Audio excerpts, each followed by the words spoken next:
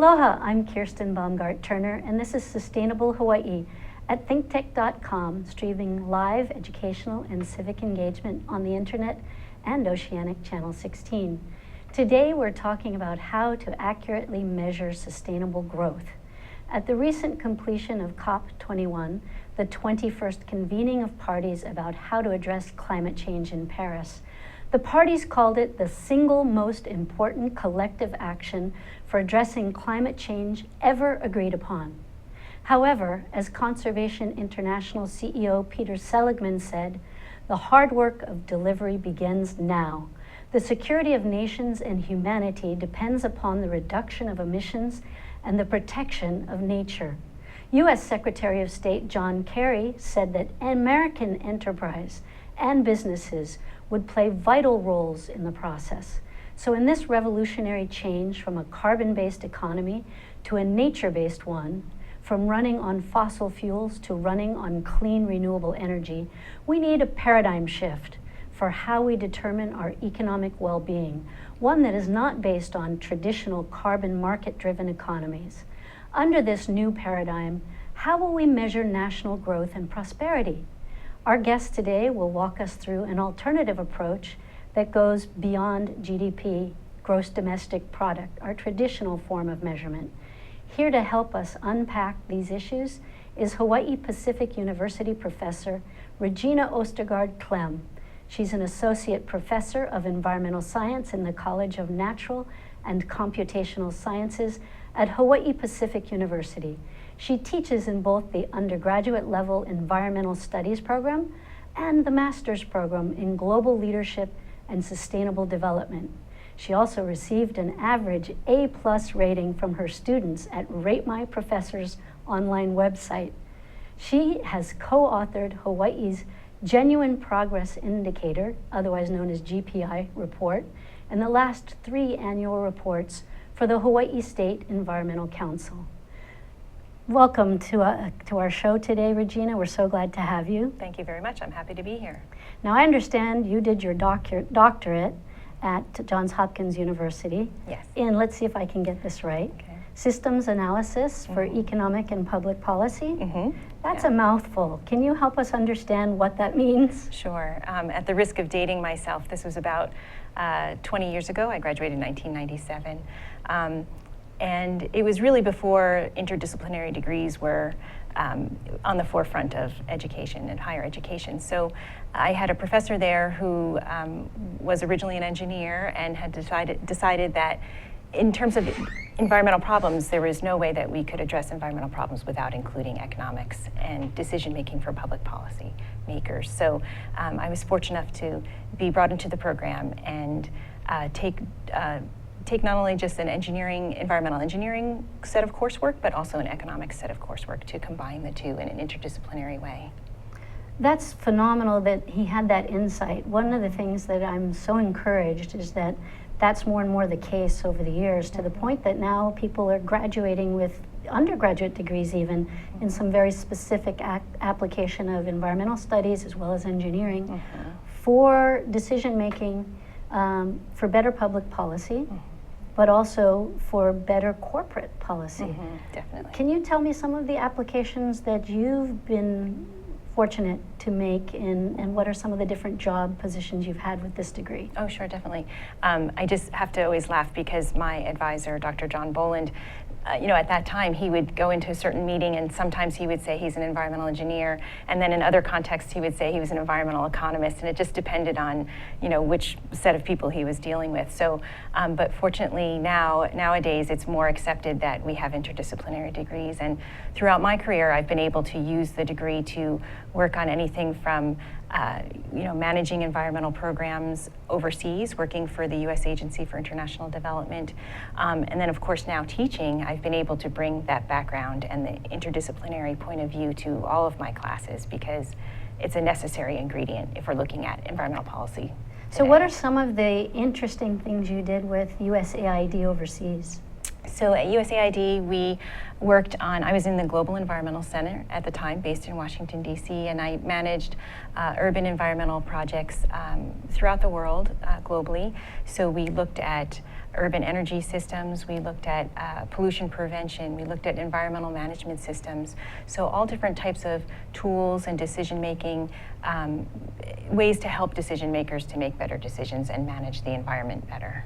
What are some of the tools that you use? Can you explain those? Sure. So I mentioned environmental management systems. That's a tool for businesses and for municipalities even to use. It's a series of steps that you take to better manage your environmental processes.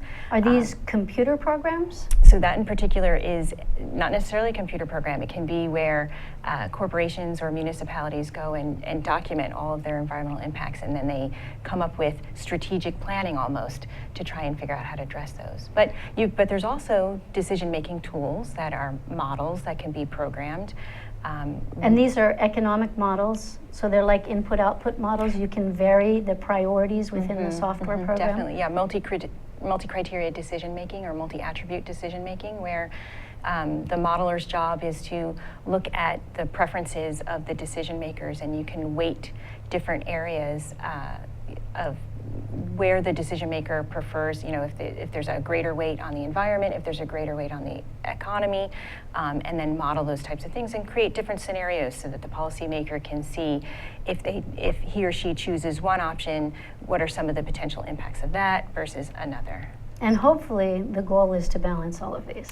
Exactly. I mean, no model is perfect, no tool is perfect, but the idea is to make it so the decision maker is better informed and can make better, more holistic perhaps, or more thoughtful decisions. Now, one of the things that we want to focus on today is this new alternative to GDP. But let's first unpack what is gross domestic product and how it's accounted. Can you give us a little insight on that? Yeah, definitely. So GDP, gross domestic product, it's hard to say. It's much easier to say GDP. Has been around since the 1930s, late 30s, and it was developed in response to the Great Depression. So Simon Kuznets helped to develop it, and it's to measure the health of the economy, because prior to the Depression, there really was no indicator that could set off a warning signal about the health of the economy. So now GDP has always been measured on output or purchase, or is it also purchase of consumer goods? So personal consumption expenditures is one aspect of GDP. It measures the consumption of final goods and services throughout an economy, and it's usually within a time period of a year. So it's, for example, looking at final goods and services. If you buy a set of tires at the store, you're a consumer. That counts towards GDP. It does not measure on the output side?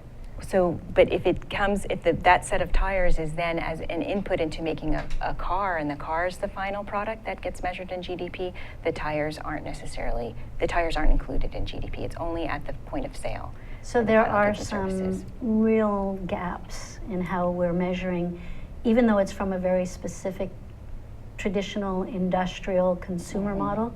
Even within that model, there are some short-sightedness in terms of including every step in the process. Yeah, definitely shortcomings. Because again, as I mentioned, it's a tool to measure the health of the economy. It's not perfect. And Simon Kuznets, the originator, never intended it to be more than just a measure of the health of the economy. But it has become the major way in not only our economy's growth and health has been measured, but economies throughout the world, and particularly the World Bank, the IMF, the International Monetary Fund, and other major regulators, not just supporters of other economies in terms of loans and grants, but how we help regulate international markets has been based on GDP. Definitely, and it is measured throughout the world, and it does have that benefit that it's standardized. The measurement is standardized throughout the world, so you can use it for comparison. But it definitely comes into play in decision making. For example, the World Bank categorizes countries based on high income, middle income, or low income based on GDP per capita. And that may not be an accurate reflection of the whole economy or society? Yes. So tell us a little more about some of the shortcomings of GDP, given COP21 and our hopefully new paradigm on what it means to be a healthy economy. Yes. So I like to categorize, I like to put it into four categories about what the weaknesses of GDP are. So the first category that you can think of is the non-paid economy. So if we have a tutu or a grandmother who's taking care of your children while you're at work, she's not receiving any pay for that, but it's contributing to society. But it's not recognized by GDP because it's not a transaction. In the past, that's been referred to often as the informal economy. Exactly. Yes, the informal economy. So it relates to housework, it relates to childcare, it relates to volunteerism. So many of these things that we have in society that make our society much better and we rely on them are not included in GDP. It's not tracked at all. So that's one weakness. And it's been recognized, these weaknesses have been recognized for many years, but it still continues to be used on a regular basis. So the informal economy is one category. What's the second? So a second category is what I like to call the costs of economic growth. So as we grow our economy, because that's what it's all about, pushing GDP growth, you can just imagine production, the production process, and the outputs or pollution that the byproducts that are produced. We call these externalities.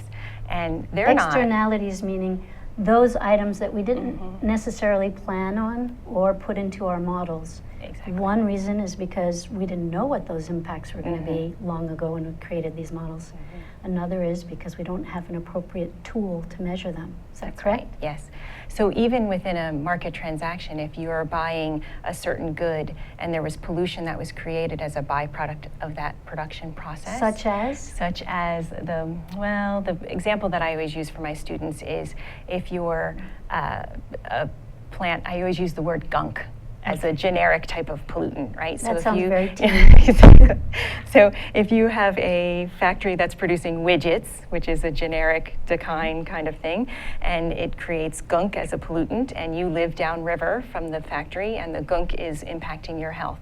So you are subjected to that externality that's caused from that production process. And some of that gunk that we can think of are CO2 emissions from plastics production, any kind of product that is made out of plastic. We can also think of, rubber tire manufacturing, and of course there's the whole issue of shale oil extraction.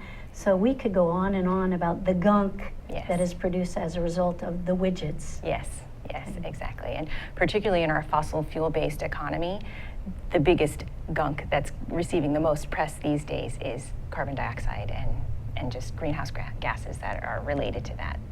So that's a second category. What's a third one? So a third category is looking at depreciation. So GDP doesn't account for depreciation, which is, if you have a washing machine or a car or anything and it wears out over time. Because GDP is looking at a specific time period, typically a year, it doesn't account for the services that are being lost over the time period into the future. But more importantly, from the environmental point of view, we're more focused on the fact that your natural capital, your environmental goods and services that are out there, it doesn't account for. Clean air, clean water. So I think a best example is a forest. You have a forest, and if you choose to cut that forest down this year, and you sell the timber, that increases your GDP. But GDP doesn't account for the fact that you no longer have that forest there, and that whatever other services the forest was providing besides just timber, like a carbon sink or preventing erosion or providing a habitat, that's no longer there. And so this is based on Paul Hawken's very basic understanding and teaching about natural capital and its value that we, in our traditional economic modeling and accounting, have never accounted for. That's right. So it includes soil, it includes water, both for agriculture, but water for drinking. It includes the air we breathe and also the degradation of that air here in the United States. But we don't also have an accounting model for how it includes the degradation of the air, say, that the Chinese breathe because of what we've done, or vice versa. The water that we drink and the acid rain that we receive from China's pollution. Yes, and that's definitely a case of damages caused versus damages suffered. And yes, GDP doesn't go anywhere near tracking that.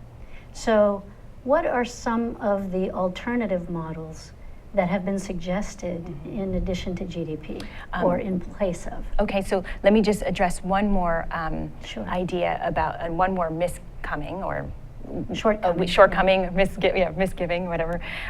So GDP does not look at it looks at the average person. So you hear GDP per capita. Yes, so you hear GDP per capita in many of the reports that you read or on the news, or that GDP per capita has increased. And it's basically looking at the size of the economy and dividing it by the population within that economy. And it gives you an average number, but it doesn't really tell you anything about a typical person.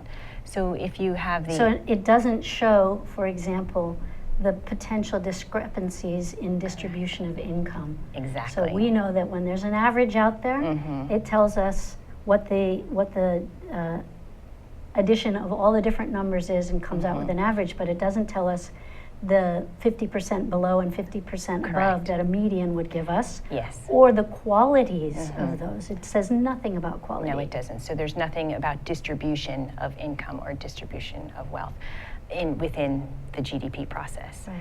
Well, when we come back from our break, I want to go into that a little deeper, and what does that mean in terms of how we measure the health of our economies. Okay. We'll be right back.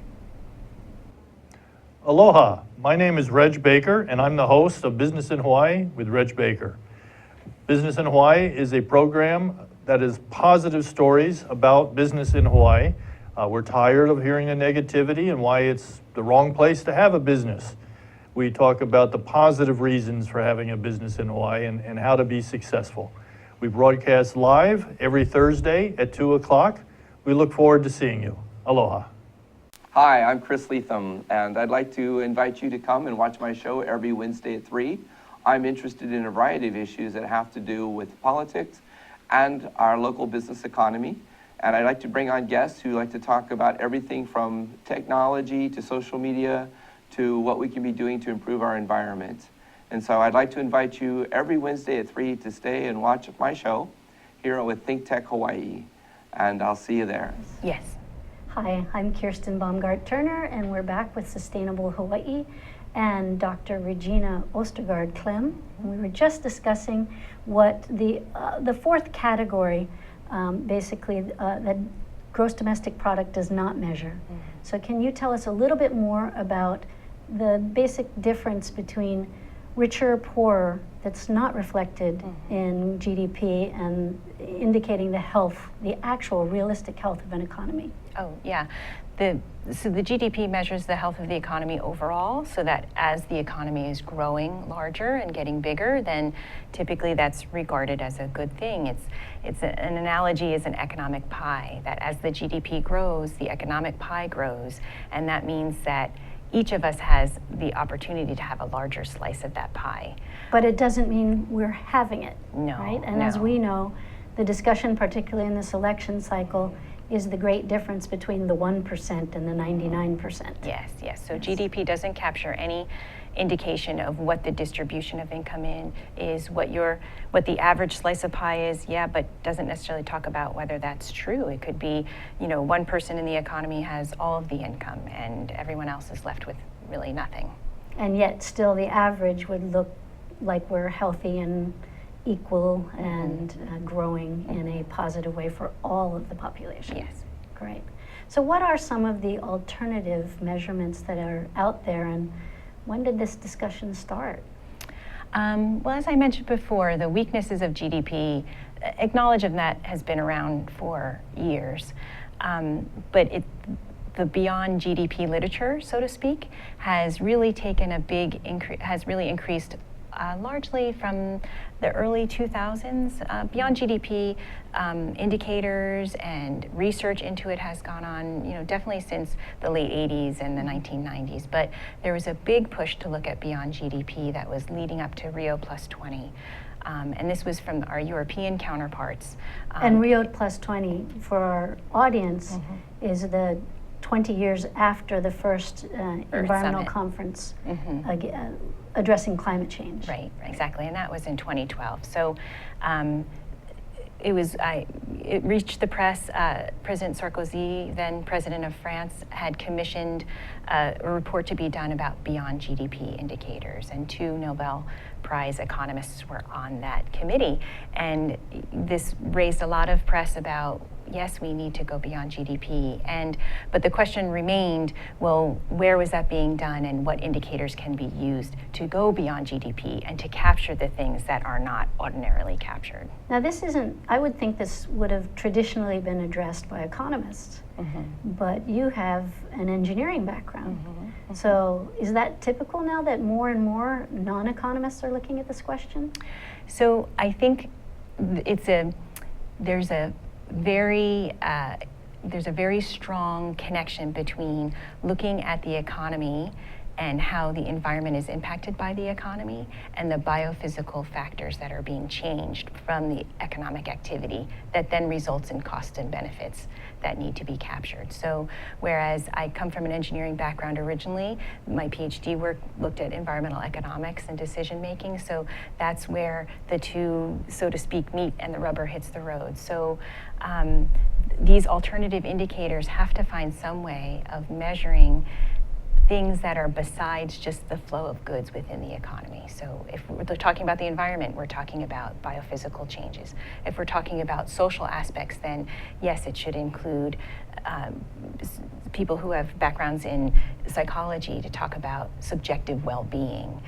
So it's really truly an interdisciplinary or transdisciplinary type of approach that we need to take. So are master's students and of course PhD students in social work, for example, becoming involved in this way in which to measure the overall social welfare of the economy? There is potential for that. I've had some social work students at HPU who have been involved in sustainability, and they find that it's a really interesting aspect of making decisions. How do we address the problems of homelessness, and how does that relate to the environment and to the economy?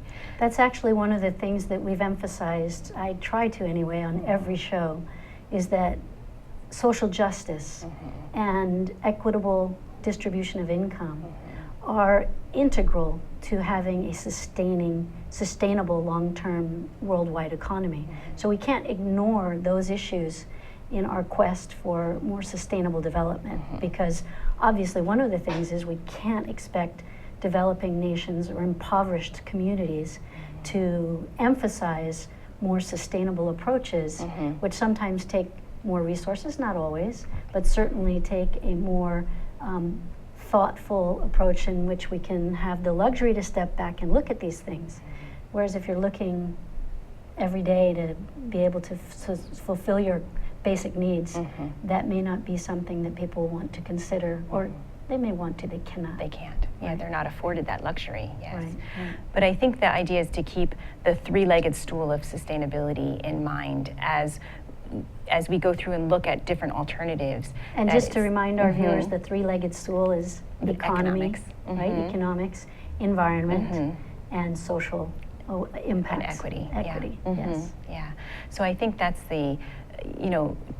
to address this paradigm shift that you mentioned before, that a paradigm shift needs to take place, that's going to be critical in that paradigm shift, is what types of tools or metrics or things can we use to evaluate not just the economic growth, but to also look at the environment and the social aspects at the same time. So what are some of the different tools people have proposed? So there's three, if you look broadly at the literature, there's three different types of tools that are helping to address the weaknesses of GDP. And the first category is talking about accounting adjustments. So these indicators take the same basis that you use to calculate GDP, which is based on personal consumption expenditures, and then adjust it for the costs and benefits that are related to the economy but are not captured in GDP. So, for example, if we live in Beijing, for example, or in a city that has very bad air pollution, and we all need to buy air filters to have in our house because of it, that's what's known as a defensive expenditure, that you're buying that air filter to help protect you against harm.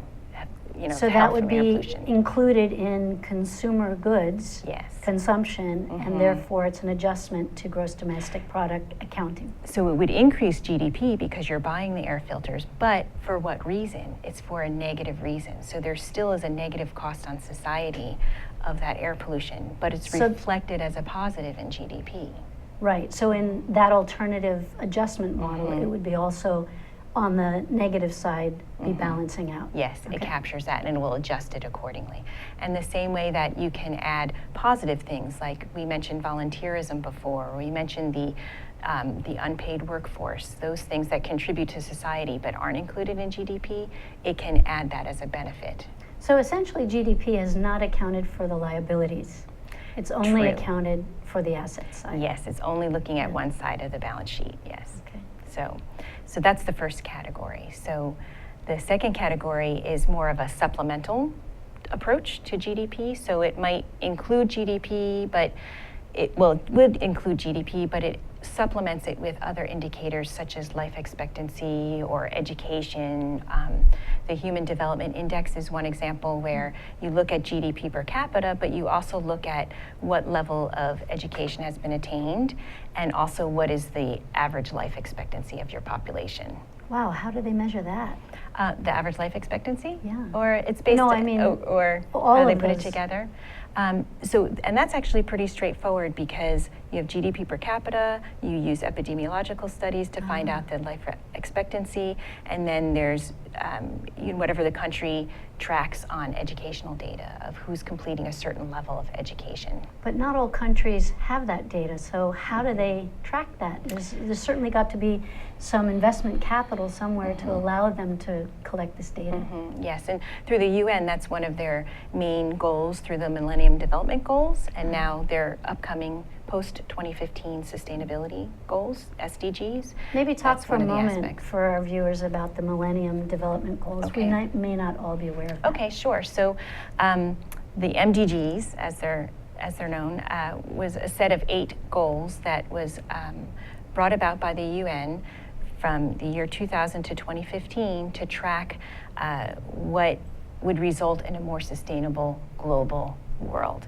And they address things such as maternal health, education, girls and boys education, the environment, decreasing poverty, decreasing malnutrition. So there are these very broad 8 goals. And then each country was tasked with and assisted to gather the information that would help to determine if a country was on track to achieve those goals by 2015. So really that was a first case analysis of using alternative measurements of economic health, looking at the social side. Yeah. What are some of the measurements they used? So in terms of the social side of it, or in terms of not many, though, not many. So not really jumping into the subjective well-being type of ideas. Yeah, it was more indicators that are pretty clear in terms of, have you attained a certain level of secondary education? So if we look at the third category of replacement indicators, indicators that are meant to replace GDP, then that's where we start talking about subjective well-being, what I think you're alluding to. Right. And it's very difficult to measure those types of things. When you say they're subjective, right away, you're going to get a lot of pushback, particularly from numbers-oriented business people and economists that have been used to running econometric analysis that rely on hard, fast data points, right? It is. It does get into that area. This is the happiness side, the happiness economic side. And although there are data out there that accesses people's own idea of what their happiness level is, what their well-being is, and that's what it's based on. So these indicators look more at, for example, there's the Happy Planet Index. Well, when we come back from our break, we're going to tell our viewers what that means. What is the Happy Planet Index, and where are some of those applied throughout the world? We'll be right back. Aloha! You can join the Hawaii Farmer Series every Thursday from 4 to 5 on Think Tech. And I'm your co-host Matthew Johnson, here with Justine Espiritu. And we are so thankful to have this show to use as a forum to get to know all the movers and shakers in agriculture in Hawaii and hear kind of their background and history, as well as Their perspective on what they're doing and also the future for agriculture in Hawaii. So join us every Thursday. You can tweet in your own comments and suggestions and be a part of the conversation at Think Tech High. And we hope to see you every single Thursday. Hi, we're back with Professor Regina Ostergaard-Klem, and she was about to tell us about the Happiness Index. I know that one of the things our audience may have heard of is the gross national happiness measurement that the country of Bhutan has announced its way of measuring the health of its economy. Is that along the lines of what you mean? Yeah, GNH in Bhutan fits into that last category of replacement indicators, where instead of using GDP, it looks at something completely different, incorporates subjective well-being, and the GNH in Bhutan has been around for many years. It's been, the idea I think first came about in the 1970s. And in terms of Bhutan, their idea is that there's so many other things that contribute to well-being and happiness, including a pristine environment and a certain way of living, that they want to track that instead of just looking at economic growth. It's a quite convoluted indicator.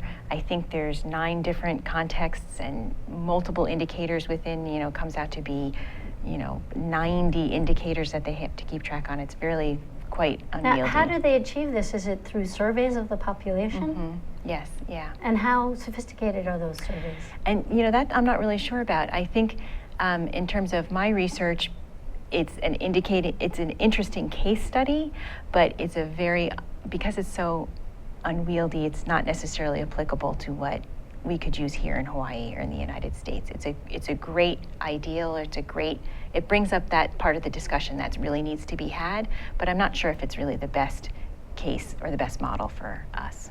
Well, I know that the model that you have been focusing on is the General Prosperity Index. General Progress Indicator, General just say Progress GPI. Indicator, the GPI.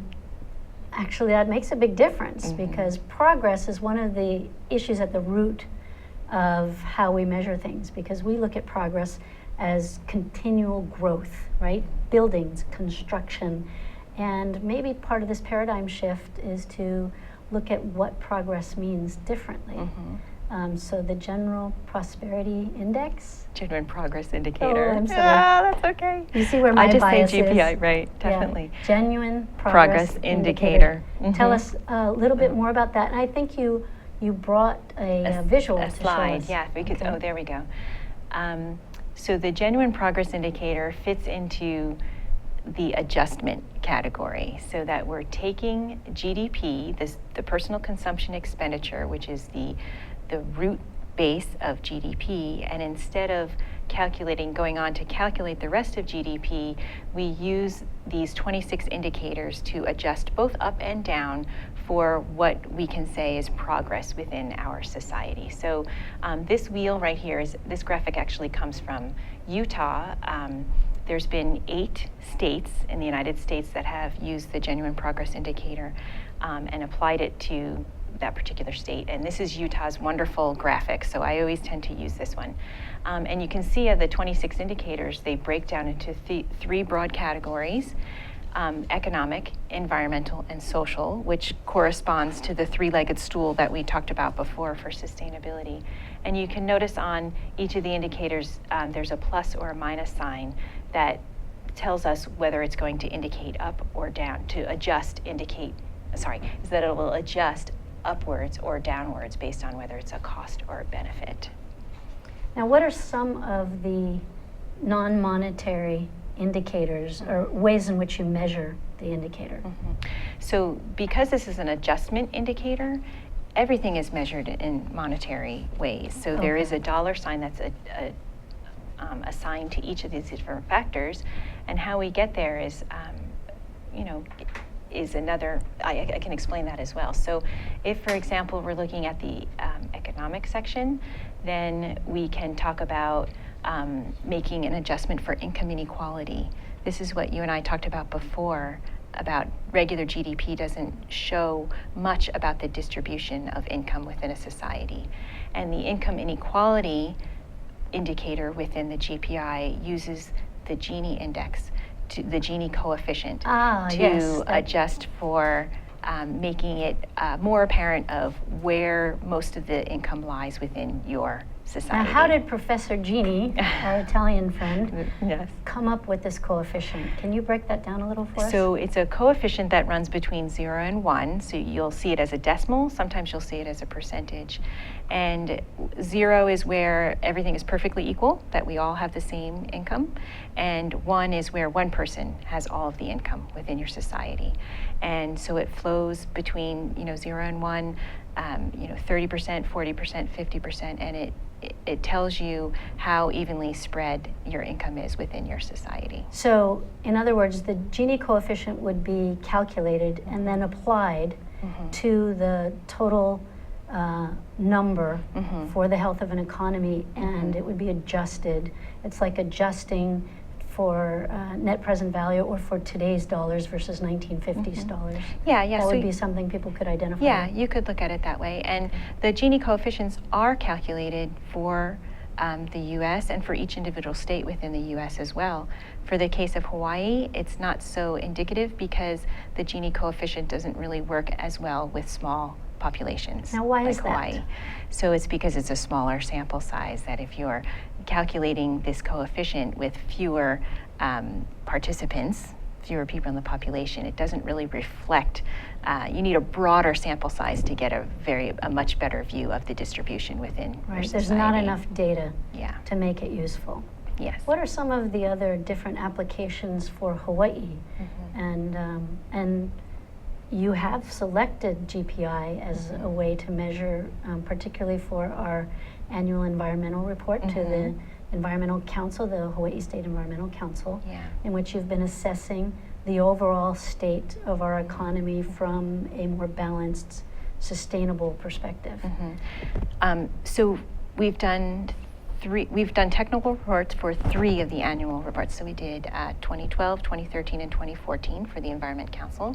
And the first year we only looked at the environmental indicators. So back on the wheel that showed the GPI, those environmental indicators was the first attempt that we made at collecting information about those. And I think we have a wheel that is a close-up just of the environment. Just the environment. If we could look there.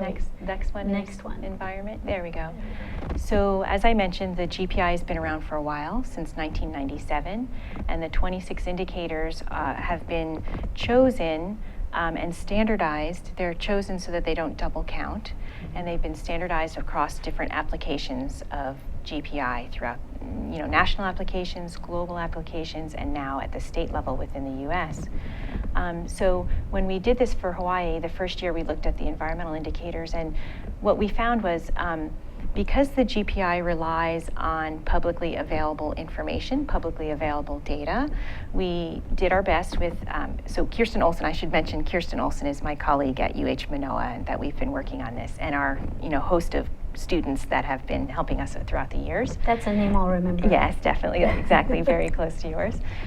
So what we found looking at the indicators is that, the data are out there, some of the data are not so good, and some of the indicators just didn't do it for Hawaii. There were many things that were unique about Hawaii, that we need to look at further.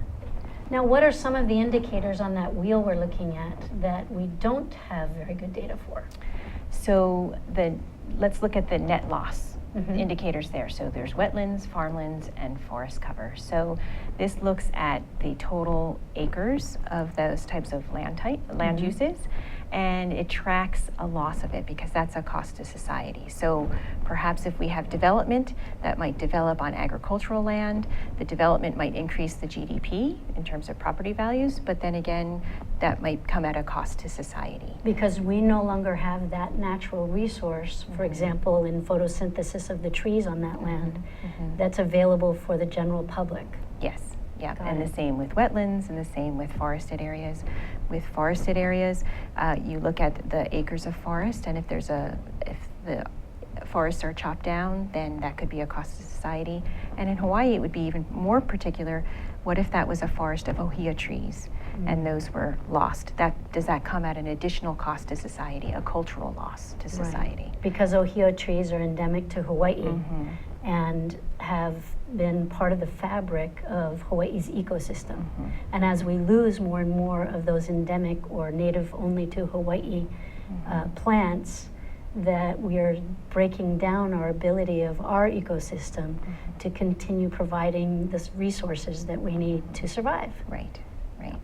This is why it's so important that we control invasive species and that we protect our native flora, and why next year we're hosting the World Conservation Congress in September. And it's going to be an opportunity not only to learn from countries around the world and what they're doing to protect their own resources, but to showcase our efforts and hopefully to bring some more financial resources to the table to support us in our efforts in Hawaii. Yeah. Now, you had mentioned some of the other applications in terms of social for Hawaii. Maybe we could look at the social wheel closer. There's the social wheel, yes. So what we found looking at the social aspect, so this was in the second year of our report where we expanded to look at the social and the economic. And some of the interesting things that popped out for us were this idea of higher education. So the GPI looks at the level of higher education within a state or a country, and it's a positive. So that the higher level of education is, adds to society. We should incorporate that into our measurement. So I have a picture there of one of our graduates. The thing that's particular about Hawaii is this idea of a brain drain, where many of the students who are here either graduate college here, but if they can't find a job, they move to the mainland or other places. And even the students who go away to the mainland to go to college for higher education and don't come back to Hawaii because of the job situation. So that's one thing that was flagged in our... And I want to apologize to you because I had a problem in translating your otherwise beautiful slides. And they didn't come out as well for our display, but I see that there's a very clear distinction between the positive additions and the negative. Can you comment on that? Yeah, further? so we see a positive of higher education because that adds to society. We see a negative of commuting. So you see that's a picture right there of congestion on H1. So Hawaii has one of the highest, not necessarily the longest commutes, average commutes, but one of the most congested commutes within the country. Which does make it in time-wise longer. Yes. Is that not correct? Well, you might be commuting on the mainland for an hour in some over long distances. And here you'll be commuting shorter distances, but in a really highly congested place. Right. And I just want to add to the visual that you had there is that while higher education may be a positive, it may not be if in our island community we don't have the resources to provide that higher education. So it actually can weigh on the liability side as well. That's right. Yeah. That's right. Definitely. Now, one of the, what do you see as the future for using GPI, not just both in Hawaii and in a broader global context? So GPI here in Hawaii, we're working with Hawaii Green Growth, and we're working with the OEQC, the Office of Environmental Quality Control, to continue, and the Environment Council, to continue looking into GPI as a potential for tracking these important things that we need to measure about Hawaii. And we hope that the research that we've done so far has highlighted so many important things that are unique to Hawaii that we need to continue. And the publicly available data just don't get at it. They're not scratching the surface. So in the Aloha Plus Challenge that was adopted as a resolution by our legislature last year, we have targets that are also congruent with the Hawaii Clean Energy Initiative. And we're going to focus on that on another show. Wonderful. But I want to emphasize here that in order to meet those targets, we need to use these kinds of alternative measurement approaches. How do you see incorporating that, and will that happen on a legal basis maybe within the legislature? Do we need to adopt a resolution to use formally in our state accounting mechanisms the GPI? Yeah, I mean, I think there's several different levels that are at work here. Vermont, for example, does have a legal, they have passed a law that I think it was probably 3 years ago now, that they must include GPI in their calculations every year for their budgets. So they look at GDP, but they also look at GPI so that they can compare the two and provide more information for better informed decision making about different trends that are taking place. So as we close today, I want to thank you very much because you've unpacked a really difficult, complicated subject and made it possible for me to understand, and hopefully our viewers as well. Can you close by giving a message or asking our audience to support you somehow in this effort? And you can look at this camera right here. So that I make my pitch. Yes. I think that Hawaii, we live in a unique situation here. We have so many things in Hawaii that are just wonderful and that we take advantage of every day and we don't really realize. There's so many things that adds to our social well-being, being outside, ohana, all the different beautiful things that we have here in Hawaii. And I think it's a shame that those are not included in the idea of economic growth and really what makes us prosperous, and that I would ask every citizen to recognize that we need to find some way to measure and to include these wonderful things that we have here in Hawaii. Thank you. Mahalo. Thank you very much. Come back and see us again. Thanks. Aloha.